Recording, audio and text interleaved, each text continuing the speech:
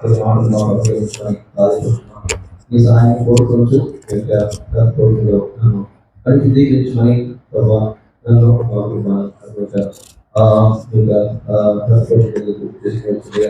శుద్ధీకరించి ప్రభావ మరి కొరకై మరియు మన ఆత్మల ఆదరణ కొరకు మరి సత్యంతో ఆరాధించగలిగే సహాయం చేయమని ఆదాయపడుతూ యేసుక్రీస్తు వారి శ్రేష్ఠ నామములో ప్రార్థించి వేడుకుంటున్నాం తండ్రి. ఆమేన్.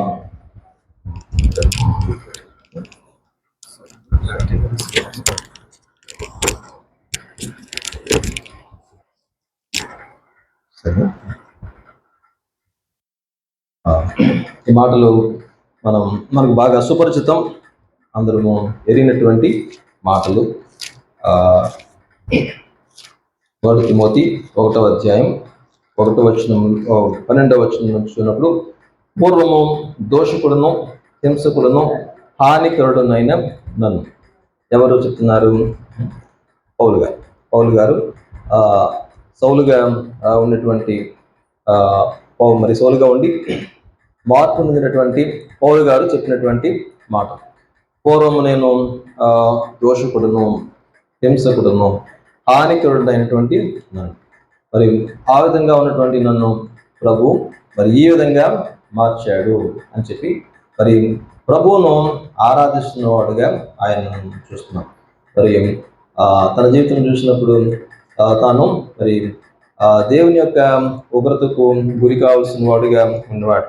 మనకు తెలుసు పౌలు గారు అంటే సౌలుగా ఉన్నప్పుడు ఆయన ఏ విధంగా సంఘమును హింసించినాడో, ఏ విధంగా తాను మరి దేవునికి దేవుని ఎడల తిరుగుబాటు చేసిన వాడుగా వచ్చినాడో మనం అందరము ఎరుగుదాము.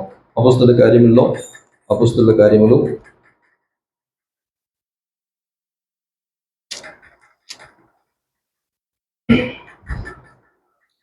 9వ అధ్యాయం 1-2 వచనాలు మనం చదివినప్పుడు 1-2 వచనాలు, సౌలు ఇంకను ప్రభు యొక్క శిష్యులను బెదిరించుటను హత్య చేయుటను తనకు ప్రాణాధారమైనట్టు ప్రధాన యాజకుని వద్దకు వెళ్ళి, ఈ మార్గమందున్న పురుషులనైనను స్త్రీలనైనను కనుగొని ఎడల వారిని బంధించి యెరూషలేమునకు తీసుకుని వచ్చుటకు దమస్కులోని సమాజంలో వారికి పత్రికలమని అడిగాను. సౌలు మరి శిష్యులను బెదిరిస్తూ ఈ మార్గంలో ఉన్న వారిని తాను మరి ఎంతగానో హింసకు గురి చేసిన వాడుగా వచ్చినాడు. మనందరికీ తెలుసు, స్టెఫను చనిపోయినప్పుడు ఆ స్టెఫను చావునకు సమ్మతించాడు. ఆ వస్త్రముల యొద్ద ఉండినవాడు.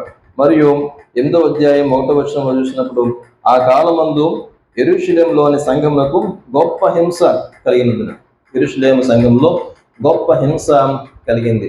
దానికి కారణము మరి ఒక కారకుడు సౌలు తనకున్నటువంటి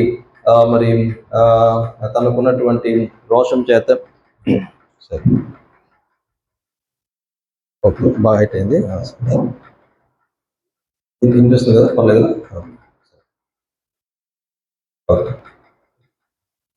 తనకున్నటువంటి రోషం చేత మరి యేసుక్రీస్తు ప్రభు వారి ఎడల ఉన్నటువంటి ద్వేషం చేత మరి ఈ మార్గంలో ఉన్నటువంటి ప్రభునందు విశ్వాసించినటువంటి వారిని హింసించిన వాడుగా ఉంటూ వచ్చినాడు. మరి ఏ విధంగా అంటే తనకు ప్రాణాధారం అంటే మనకు ఆక్సిజన్ ఉంటే మనం జీవిస్తాం. ఆక్సిజన్ లేకపోతే మనం జీవించలేం. మరియు మన జీవనాధారం మనకు ఆదాయాన్ని ఇచ్చేది, మన జీవనానికి కావాల్సిన ఉద్యోగం, లేకపోతే మనకు ధనాన్ని తీసుకొచ్చేటువంటి ఏదైనా ఒక చిన్న పని, ఇవన్నీ కూడా మనకు జీవనాధారంగా ప్రాణాధారంగా ఉన్నట్టుగా మనం భావిస్తున్నాం.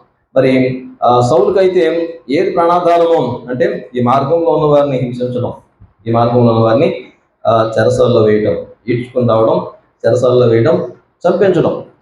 స్టెఫనును ఆ విధంగా సౌలును గురి చేసినాడు. ఇంకా అనేకులు ఆ సమయంలో యెరూషలేము సంఘంలో హింసించబడిన వారిగా, చెరసాల్లో వేయబడిన వారిగా మరియు చంపించబడిన వారిగా ఉన్నారు. మరి కనుక యెరూషలేములో గొప్ప హింస కలగడం చూస్తున్నాం. అపోస్తలుల కార్యములు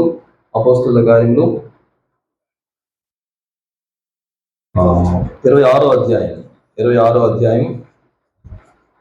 26 10వ వచనం. అపొస్తలుల కార్యములు 26వ అధ్యాయం 10వ వచనం. యెరూషలేములో నేను అలాగూ చేస్తుని, నేను ప్రధాన యాజకుల వలన అధికారం పొంది పరిశుద్ధులను అనేకులను చెరసాల్లో వేసి వారిని చంపినప్పుడు సమ్మతించుతుని.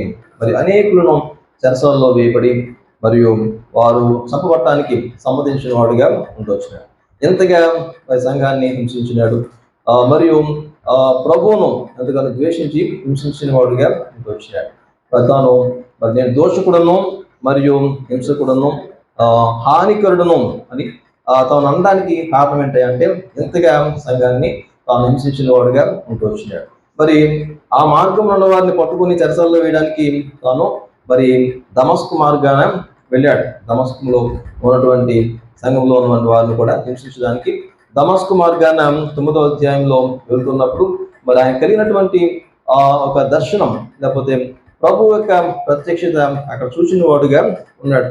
అక్కడ చూస్తాము, ఒక గొప్ప వెలుగు అకస్మాత్తుగా ఆకాశం నుండి అతని చుట్టూ ప్రకాశించింది.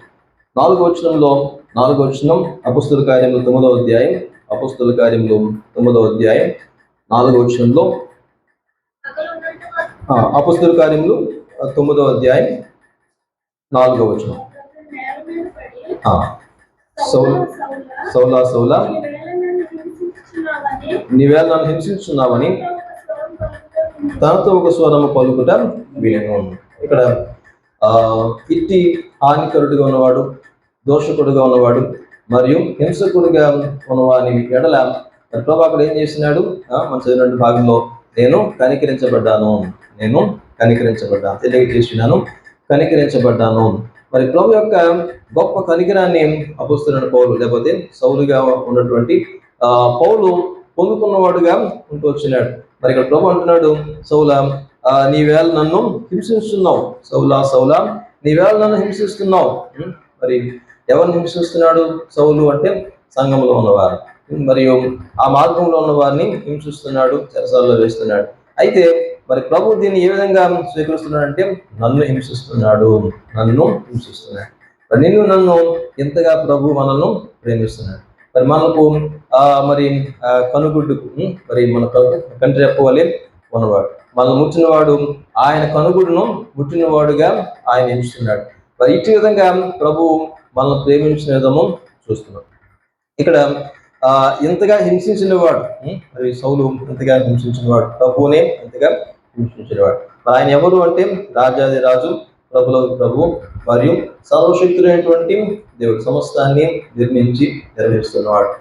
మరియు ఆయన ఎదుటకు రావడానికి ఎవరికి ధైర్యం సరిపోతుంది?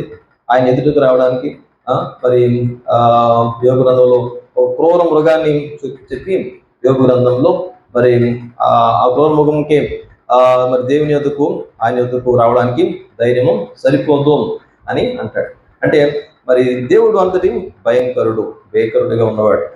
మరియు ఆయన ఉగ్రత, ఆయన ఆగ్రహము అది ఎంతో మరి ఎవరు కూడా ఎరగని. 91 కీర్తనలో మనం చూస్తాం, ఆయన ఆగ్రహ బలము ఎంతో ఎవరికి తెలియను. అంటే మరి ఆయన ఆగ్రహాన్ని మన మీద పూర్తిగా చూపించలేదు, కొద్దిగానే చూపిస్తున్నాడు. ఎంతగా లోపడకపోయినా, ఎంతగా మనము ఆయనకు మాట వినకపోయినా, మరి పూర్తిగా చూపిస్తే మరి మనము ఉండలేం. కనుక ఆయన ఆగ్రహ బలము ఎంతో ఎవరికి తెలియను అని అక్కడ చెప్తున్నాడు. మరి ఆయన దినదినము కోపించువాడు. అయితే మరి ఆయన కోపించునే వాత్సల్యతను చూపించేవాడు. మరి కోపించునే వాత్సల్యత చూపించకపోతే మరి నీవు నేను ఈ విధంగా కూర్చుని ఉండలేని వారు, మరి ఎప్పుడో దహించబడి పోవారం. మరి లామెంటేషన్స్ లో చెప్పినట్టుగా విలాపవాక్యం 3వ అధ్యాయంలో 22 వచనాల్లో ఉంటారు. మరి ఈ యొక్క వాత్సల్యత దినదినము నూతన పరుస్తున్నాం, కనుక మేము దహించబడిపోవటం లేదు. మరి ఆయన ఆగ్రహ బలము నీవు నేను చూడలేదు, పూర్తిగా చూడలేదు. మరి ప్రభు మరి ఈ సమయంలో సౌలు మీద కనికరాన్ని చూపుతున్నాడు. ఈ మాట ఎందుకన్నాడు? సౌలా సౌలా నీవు నన్ను ఎందుకు హింసిస్తున్నావు? మరి ఒకసారి కన్నెర చేసి మరి సౌలును లేదా పౌలును భస్మం చేయొచ్చు కదా, నశింపజేయచ్చు కదా. మరి ఎంతగా ఆ బాధను ప్రభు వారు భరించడం, మరి తాను ఆయన యావత్ బాధలో యెషయా గ్రంథం 63వ అధ్యాయంలో చెప్పినట్టుగా ఆయన వారి యావత్ బాధనందనం. మరి ఆ బాధనందనం ఎందుకు? మరి తన శిక్షను సౌలు మీద చూసి కదా అంటే ఆయన కనికర సంపన్నుడు. కనుక కనికరం చూపించేవాడు కనుక మరి సౌలును కనికరించిన వాడుగా ఉంటున్నాడు. కనుక మాట్లాడుతున్నాడు, సౌలా సౌలా నీవేళ నన్ను హింసిస్తున్నావు. ఈ మాటలో మరి అక్కడ దేవుని యొక్క ప్రేమను చూస్తాం, ఆయన కనికరాన్ని చూస్తాం. మరి శిక్షించగా వదిలిపెట్టడాన్ని చూస్తున్నాం. మరియు ఆయన తనకున్నటువంటి ఉద్దేశాలు తన ఎడల సౌలి ఎడలో ఉన్నటువంటి ఉద్దేశాలను కనపరచడము చూస్తున్నాం. మరి కనుక మరి అక్కడ తాను ప్రభు 4వ వచనంలో అపోస్తలుల కార్యములు 9వ అధ్యాయం 4వ వచనంలో అప్పుడు అతడు నేల మీద పడి సౌలా సౌలా నీవేళ నన్ను హింసిస్తున్నామని తనతో ఒక స్వరము పలుకుట వినెను. తన చుట్టూ కూడా అనేకులు ఉన్నారు. చూడండి 7వ వచనం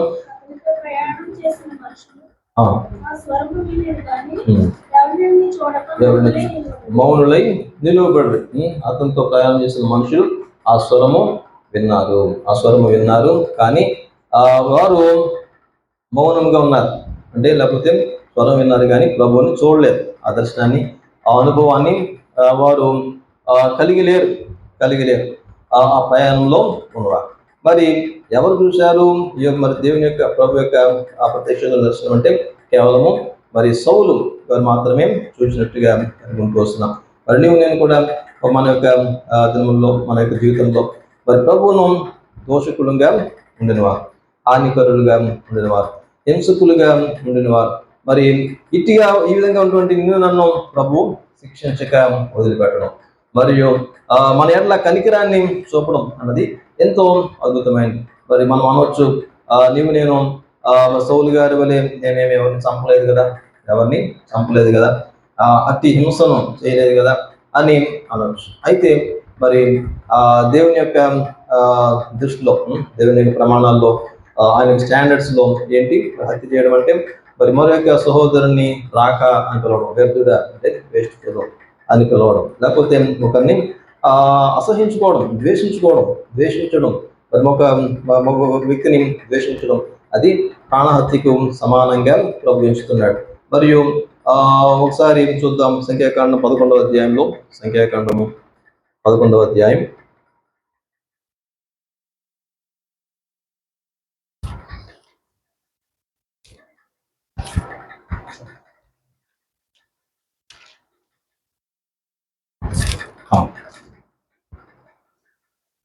ఒకటి రెండు వచ్చినాలు 1, 2, 3 వచ్చినాలు చూద్దాం.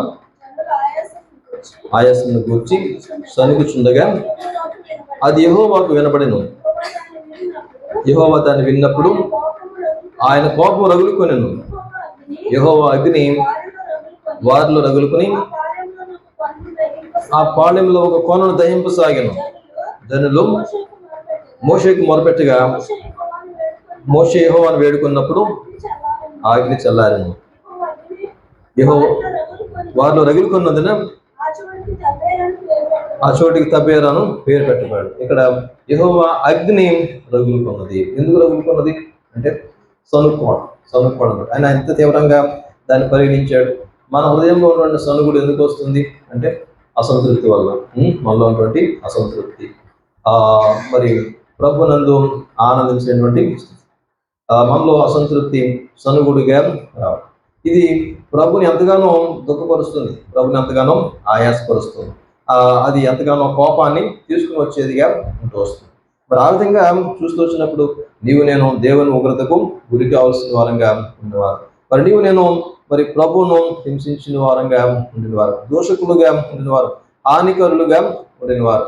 మరి నేను మరి ఎఫెసీయుల రాసిన 2వ అధ్యాయంలో చెప్పినట్టుగా మరి వారితో కలిసి అవిధేయులకు మరి అవిధేయులను ప్రేరేపించు ఆ యొక్క అధిపతికి నేను మరి వారు ఉన్నట్టుగా చూద్దాం ఒకసారి మాట కూడా. ఎఫెసీయుల రాసిన పత్రిక 2వ అధ్యాయం, ఎఫెసీయుల రాసిన పత్రిక 2వ అధ్యాయం. మరి ఆ విధంగా నడుచుకుంటూ దేవుని ఉగ్రతకు గురి కావాల్సిన వారంగా ఉండిన వారు. 3వ వచనం మనకు సరిపోతుంది. 2వ అధ్యాయం 3వ వచనం. వారితో కలిసి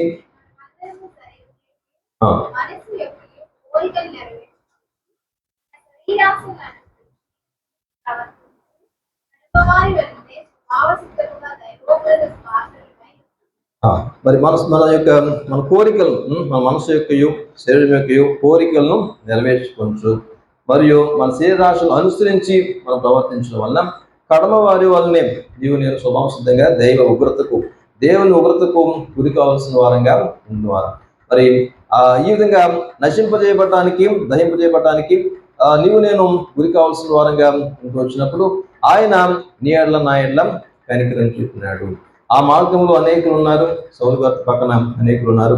వారు కూడా హింసిస్తున్నారు. వారు కూడా మరి ఇదే దోషాన్ని కలిగిన వారు సౌలు గారితో కలిసి చేస్తున్నారంటే మరి వీరు కూడా మరి అనేకులను, మరి ఆ మార్గంలో ఉన్న వారిని అనేకులను హింసించిన వారుగా వచ్చినారు. అయితే మరి సౌలును ఆయన ఎన్నుకున్నాడు. నీవు నేను చూసినప్పుడు మన మార్గంలో మనము మన యొక్క జీవిత మార్గంలో మనము ఎంతమందిని తారసించినాం, ఎంతమంది మన జీవితాల్లో తారసపడ్డారు, ఎంతమంది మనము తెలుసు మన యొక్క స్కూల్స్ నుంచి చిన్నతనం నుంచి చూసినప్పుడు స్కూల్స్లో, లేకపోతే మన యొక్క బంధువుల్లో చూస్తూ వచ్చినప్పుడు మరి మనకు ఆ ప్రయాణంలో, జీవిత ప్రయాణంలో మనతో పడిన అనేకులు ఉంటూ వచ్చినాయి.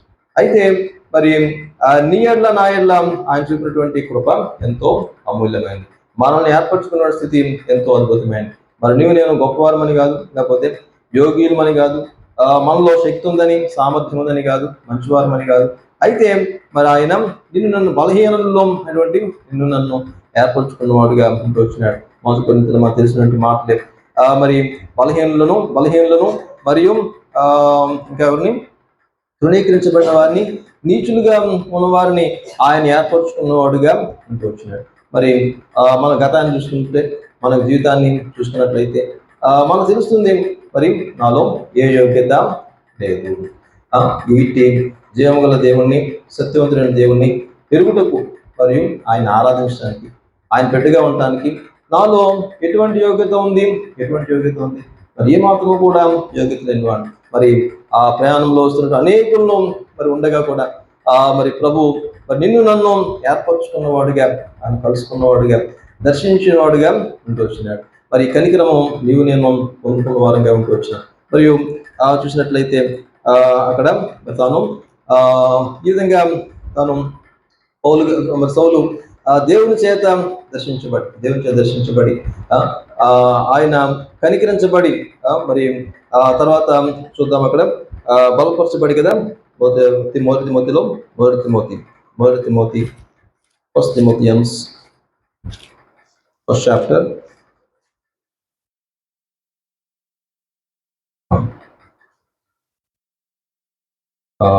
13వ వచనం చివరిలో నన్ను బలపరిచిన, నియమించి నమ్మకం కలిగించినందుకు నన్ను బలపరిచిన మన ప్రభువైన క్రీస్తు యేసుకు కృతజ్ఞుడై ఉన్నాను.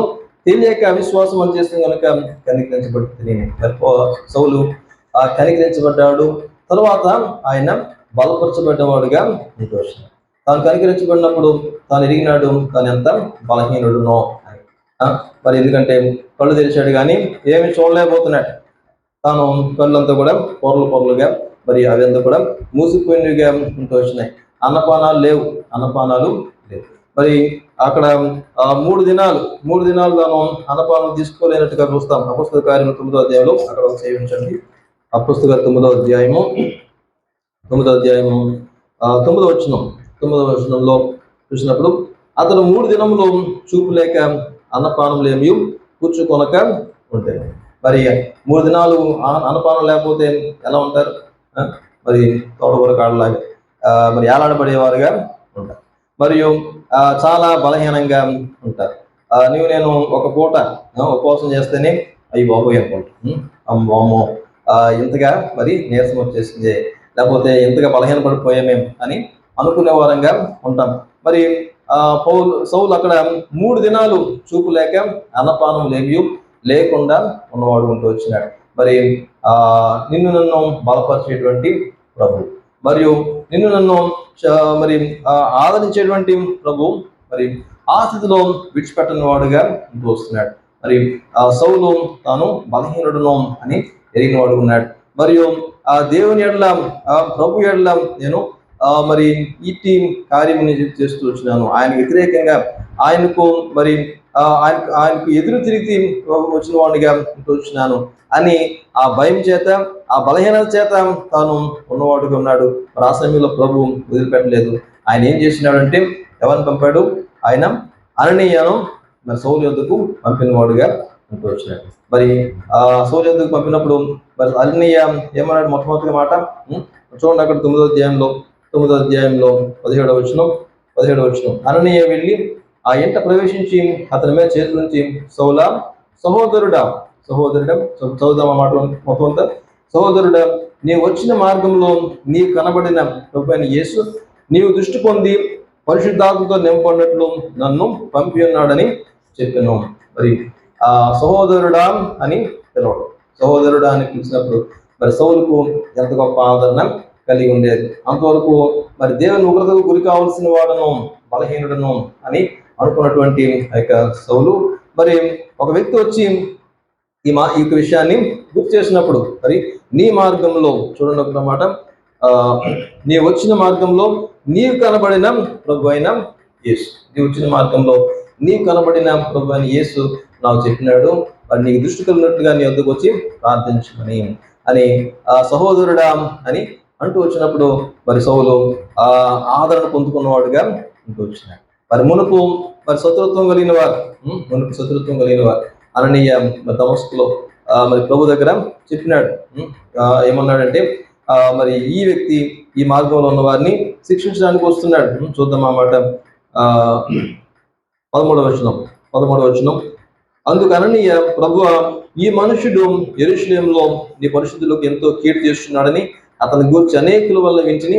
ఎక్కడనో నీ నామమును బట్టి ప్రార్థన చేయవారిని అందరినీ బంధించుటకు అతడు ప్రధాన యాజకుల వలన అధికారం పొందినాడని ఉత్తరం ఇచ్చాను. అననీయ ఈ విధంగా మరి దేవుని ఎద్ద మరి ఒక కంప్లైంట్ ఇచ్చిన వాడు గురించి వచ్చినాడు. సౌలు మీద తనకు ఒక వ్యతిరేకత ఉంది, తనకు ఒక ద్వేషము సౌలు ఎడల అననీయకు ఉంది. మరి అయితే మరి ఇప్పుడు అననీయ అదంతా కూడా విడిచిపెట్టి మధ్యగోడ పడగొట్టబడింది. మరియు తాను మరి సౌలును ఏం పిలుస్తున్నాడంటే సహోదరుడా అని పిలుస్తున్నాడు. ఎందుకంటే ప్రభువే చెప్పాడు. మరి తాను మరి ప్రార్థన చేస్తున్నాడు. మరి మరి నేను ఎంచుకున్నటువంటి పాత్ర ప్రభు చెప్పినప్పుడు మరి అననీయ మధ్యగోడ సమస్తం కూడా అది పగలగొట్టబడిందిగా మరి సౌలును సహోదరుడా అని పిలిచిన వాడుగా ఉంటూ వచ్చినాడు. మన తెలిసిన మాట ఎఫెసీయులకు రాసిన పత్రికలో చూద్దాం. ఎఫెసీయులకు రాసిన పత్రిక 2వ అధ్యాయము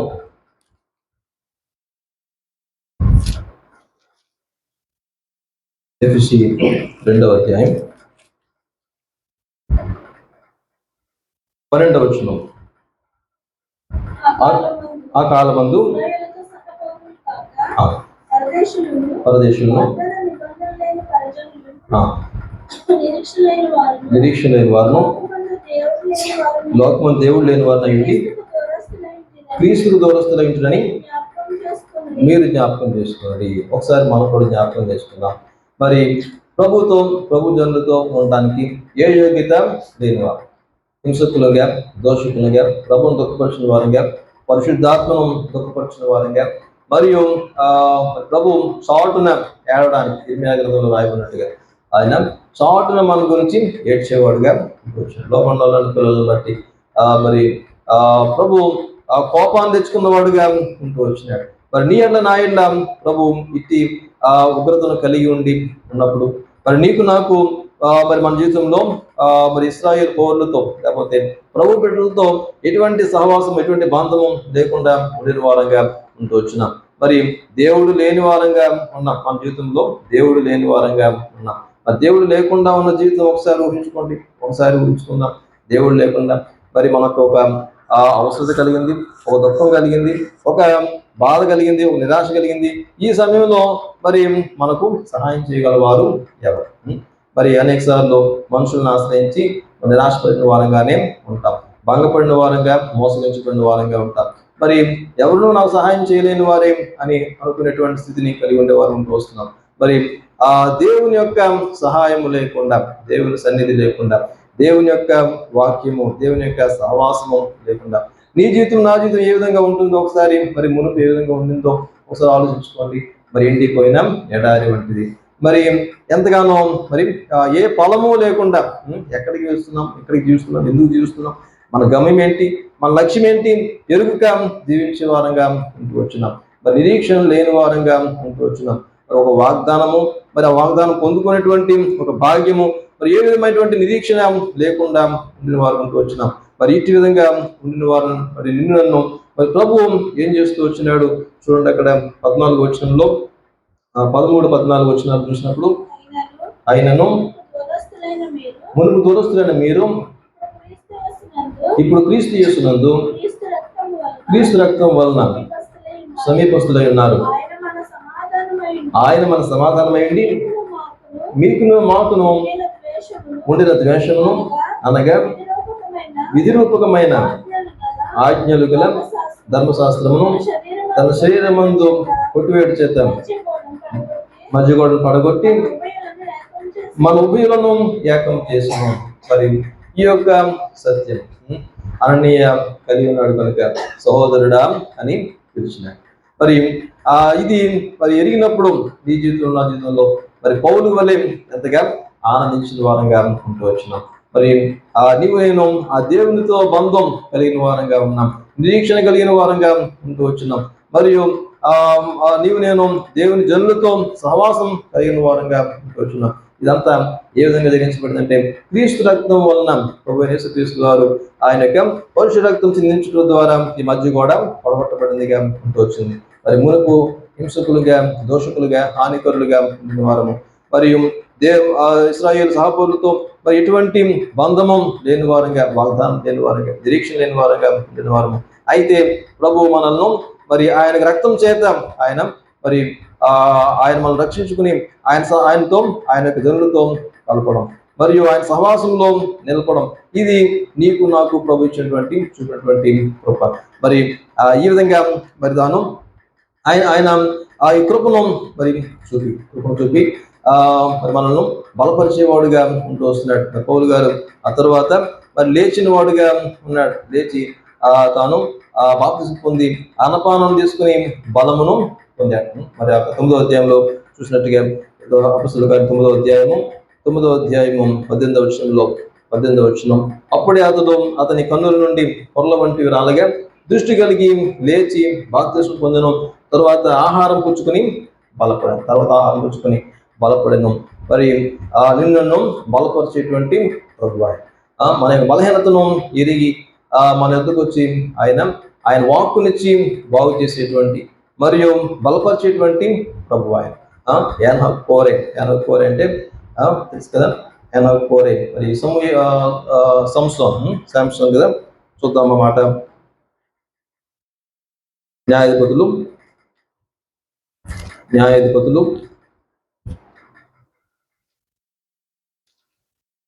13వ అధ్యాయం చూడండి. 15వ అధ్యాయం 18-19 వచనాల్లో, మిక్కిలి తప్పికొన్నదిన యెహోవాకు మొరపెట్టి నీవు నీ సేవకుని చేతి వలన ఈ గొప్ప రక్షణ దయచేసిన తర్వాత నేను ఇప్పుడు డబ్బు చేతను చచ్చి సున్నతి పొందిన వారి చేతిలోనికి పడవలన అని వేడుకొనగా దేవుడు లేహీలోనున్న ఒక గోతిని చీల్చెను. దాని నుండి నీళ్లు బయలుదేరును. అతడు తాగిన తర్వాత ప్రాణం తెప్పరిల్లి బ్రతికెను. కాబట్టి దాని పేరు నేటి వరకు యానహ్ కోరే అనబడిను. అది లేహీలో ఉన్నది. మనం జ్ఞాపకం చేసుకుందాం. మరి ఎన్నిసార్లు ఈ యొక్క మరి ఈ జీవనది మన కొరకై తెరవబడుతూ ఎన్నిసార్లు మన జీవితంలో నిరాశలోనికి, దుఃఖంలోనికి, మరియు ఓటమిలోనికి, పతనంలోనికి వెళ్ళిపోయి కృంగిపోయేటువంటి పరిస్థితులు మన జీవితంలో ఉంటూ వచ్చినాయి. మరి బలహీనతలోనికి వెళ్ళిపోయినటువంటి పరిస్థితులు మన జీవితంలో ఉంటూ వచ్చినాయి. మరి ఆ సమయంలో మరి యెషయా గ్రంథం 40వ అధ్యాయం చివరి వచనంలో ఉన్నట్టుగా మరి వారు యెహోవా యొద్ద ఎదురు చూసిన వారు నూతన బలం పొందుతారు, నూతన బలము పొందుతారు. మరి నూతన బలం ఇవ్వడానికి కొరకై ఆయన ఒక గోతిని తెరిచిన వాడుగా ఉంటూ వచ్చినాడు. జీవజల ప్రవాహం వాగ్దానం కూడా ఉంది కదా. ప్రకటన గ్రంథము 7వ అధ్యాయం 17వ వచనం, ఆ గొర్రెపిల్ల జీవజలముల యొద్దకు నడిపించును. చూడండి, ప్రకటన గ్రంథం 7వ అధ్యాయం 17వ వచనం.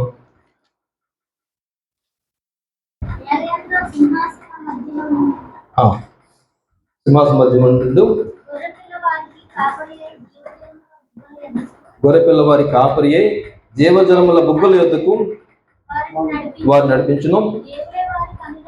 దేవుడే వారి కన్నుల నుండి ప్రతి భాష బిందును తుడిచివేయను. ప్రభు మన నీ జీవితం నా జీవితంలో ఏనా కోరేగా ఉన్నవాడు. పిలిచిన వాని యోట అది మరి నీవు ఎప్పుడైతే ప్రవేదకు వస్తున్నావు, నేను ఎప్పుడైతే ప్రవేదకు వచ్చినాను మరి అప్పుడు అది తెరవబడేదిగా ఉంటూ వస్తుంది. ఆ జీవజలములు ఆ బొగ్గు యొద్దకు వచ్చినప్పుడెల్లా ఆయన నిన్ను నన్ను మన హృదయంలో మన కడుపులో ఆ జీవనదిని ప్రవహింపజేసేవాడుగా ఉంటూ వచ్చినాడు. మరి బలపరిచేవాడుగా ఉన్నాడు. మరియు ఆయన యొక్క ఉద్దేశాల కొరకు ఆయన నిలుపుకునేవాడుగా ఉంటూ వస్తున్నాడు. మరి సౌలు అన్నాడు కదా, నేను పూర్వము హింసకుడును, దోషకుడును, హానికరునిగా ఉన్నవాడును, అయితే ప్రభు నన్ను మరి నమ్మకస్తునిగా ఎంచినాడు. మరి ఈ పనికి నన్ను నియమించినాడు. మరి మునుపు మరి ఇట్టి విధంగా ప్రభువును దూషించిన వాడుగా ఉన్నటువంటి సౌలు ఇప్పుడు ఏ విధంగా ఉన్నాడంటే నమ్మకమైన పరిచారకుడిగా ఉంటున్నాడు. మరియు ఇది ఆయన తన జీవితంలో తాను ప్రభు చేత కనికరించబడి ఆయన చేత బలమును పొంది ఈ స్థితిలోనికి ఆయన వచ్చిన వాడుగా ఉన్నాడు. చూద్దాం ఆ మాట. ఫస్ట్ తిమోతి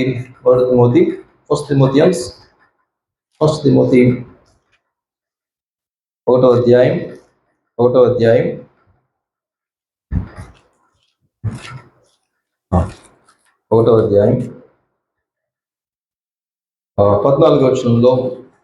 వచనంలో మరియు మన ప్రభు యొక్క కృపయు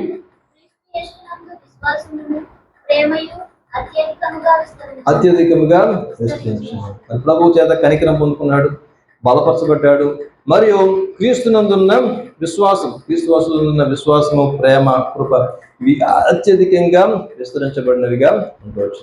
మరి ఆ నమ్మకమైన పరిచారకునిగా చేయడానికి మరి ప్రభు మరి క్రీస్తు యేసునందున్న ఆ విశ్వాసమును, ఆ కృపను మరియు ఆ ప్రేమను అత్యధికంగా విస్తరింపజేసిన వాడుగా ఉంటూ వచ్చినాడు. మరి మనకు తెలిసిన మాట రోమీయులకు రాసిన పత్రిక 8వ అధ్యాయంలో, రోమీయులకు రాసిన పత్రిక 8వ అధ్యాయం,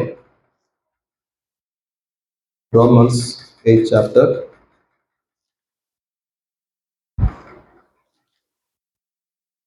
11వ వచనం. మృతుల్లో నుండి మీలో నివసించిన యెడల మృతుల్లో నుండి క్రీస్తు యేసును లేపిన వాడు చావునకు లోనైన మీ శరీరంలో తన ఆత్మ ద్వారా జీవింపచేయను. మరి ప్రభు ఆయన యందలి విశ్వాసం మన జీవితంలో ఆయన ప్రేమను విస్తరింపజేస్తూ ఉండగా ఆయన ఆత్మ మనలో ఉన్నప్పుడు మరి నీవు నేను ఏం చేయబడుతున్నామంటే మరి లేవగలిగిన వారంగా ఉంటూ వస్తున్నాం, బలపరచబడగలిగిన వారంగా ఉంటూ వస్తున్నాం. మరి క్రీస్తు యేసును సైతం మృతుల్లోని లేపిన వాని ఆత్మ నీరు నాలో నివసించిన బలహీనతలో ఉన్నటువంటి నీవు నేను ఆయన కొరకు ఆయన మరి బలపరుచుకునేవాడుగా ఉంటూ వస్తున్నాడు. మరి కనుక మరి సౌలు మరి తన యొక్క పూర్వ స్థితి నుండి ఈ స్థితిలోనికి రావడానికి ప్రభు యొక్క కనికరాన్ని, ప్రభు నుండి పొందుకున్నటువంటి ఈ బలాన్ని తాను పొందుకున్నవాడు ఉంటూ వచ్చినాడు. మరి కనుక ఇప్పుడు ఆయన ఆరాధిస్తున్నాడు. చూడండి, మొదటి తిమోతి 9వ అధ్యాయంలో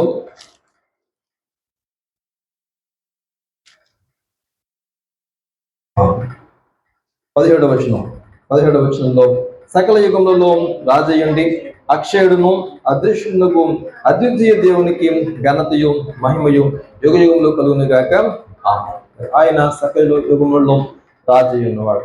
మరి ఒక 5 సంవత్సరాలు పరిపాలించి దిగిపోయేవాడుగా ఆయన సకల యుగములలో రాజై ఉన్నటువంటి వాడు.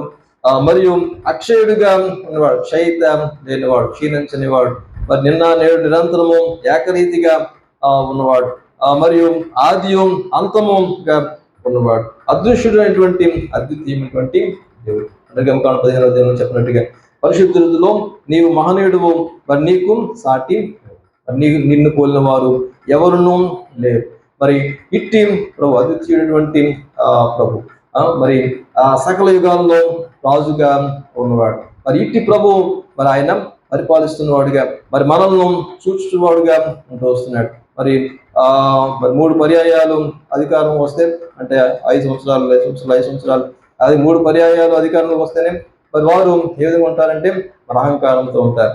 మరి అనేకమైనటువంటి బీభత్సాలు జరిగించేవారుగా ఉంటారు. మరి అయితే ఈయన సకల యుగాల్లో రాజుగా ఉన్నవాడు, ఆయన అద్వితీయుడిగా ఉన్నవాడు. అయినప్పటికీ ఆయన మరి నిన్ను నన్ను ఆయన కనికరించడానికి, బలపరచడానికి మన మధ్య ఉన్నవాడు. మరి ఆయన చూసిన 15వ వచనం పాపులను రక్షించుటకు క్రీస్తు యేసు లోకంలోకి వచ్చిన వాక్యము నమ్మదగినది, పూర్ణాంగీకారమునకు యోగ్యమైనదినై ఉన్నది. మరి అట్టి ప్రభు, అక్షయుడిగా ఉన్నటువంటి ప్రభు, అద్వితీయుడిగా ఉన్నటువంటి ప్రభు, మరి ఆయన మరి నీ కొరకు నా కొరకు పాపంలో హింసకులుగా, దోషకులుగా, మరియు మరి ఆయనను దూషించిన వారిగా నిన్ను నన్ను రక్షించిన కొరకై ఆయన తన సింహాసనాన్ని విడిచిపెట్టి ఈ భూలోకానికి వచ్చినవాడు. మరియు నీ కొరకు నా కొరకు తను తాను అర్పించుకున్నవాడుగా వచ్చినాడు. ఆయనకు అమూల్యమైన రక్తాన్ని మన కొరకు చెందించి మరి నిన్ను నన్ను మరి ఆయన బిడ్డగా చేసుకోవడానికి, నశింపజేయడానికి కాదు, అయితే మరి ఆయన బిడ్డగా ఉండి, ఆయన జనులతో ఉండి, ఆయన వాగ్దానాలు పొందుకోవడానికి నిన్ను నన్ను ఏర్పరచుకున్నాడు. మరి కనుక మరి ఇట్టి అక్షయమైనటువంటి దేవుడు, సకల యుగంలో నుండి రాజు అయినటువంటి ప్రభు మరి నీ యొక్క నా యొక్క ఆరాధనను కోరుచున్నాడు. మరియు ఆయన ఆరాధించడము అది సబబు, అది మంచిది. మరియు ఆయన ఆరాధనలకు యోగ్యుడిగా ఉన్నవాడు. కనుక మన జీవితంలో మన స్థితిని మనము జ్ఞాపకం చేసుకున్నాం. మునుపు ఇట్టి విధంగా ఉన్నటువంటి నీవు నేను మరి ప్రభు చేత కనికరించబడి, బలపరచబడి, ఆయన బిడ్డగా మార్చబడినటువంటి కార్యం. మరియు ఆయన కొరకు మరి ఎందుకు ఏర్పరచుకున్నాడు, రక్షించుకున్నాడు అంటే మరి నమ్మకమైన వాడు అని మరి ఆయన ఎంచుకుని మరి నమ్మకంగా మరి నన్ను మరి ఆరాధిస్తాడు, నన్ను నమ్మకంగా సేవిస్తాడు, వెంబడిస్తాడు, నా బిడ్డగా ఉంటాడు అని ఆయన మనల్ని ఎన్నుకోవడం. మరి దీని కొరకు నీవు నేను ఆయనకు మరి ఆరాధన చెల్లించడానికి మనం బద్ధులంగా చూస్తున్నాం. ప్రభువును మరి హృదయపూర్వకంగా మరి ఇటు అనుభవంతో, అంటే అపొస్తలుడైన పౌలు మరి తన గతాన్ని జ్ఞాపకం చేసుకుని అట్టి విధంగా ఉన్నటువంటి నన్ను ఈ విధంగా మార్చినాడు, నమ్మకంగా ఇచ్చినాడు, నన్ను మునుపు కనికరించి బలపరిచి మరి ఈ స్థానంలో ప్రభు నన్ను ఉంచినాడని మరి మన యొక్క వ్యక్తిగత జీవితంలో మనము పొందుకున్న అనుభవాల ద్వారా ప్రభువును ఆరాధించుదాం. దేవుడి వాక్యం దీవించును గాక. ఆమేన్.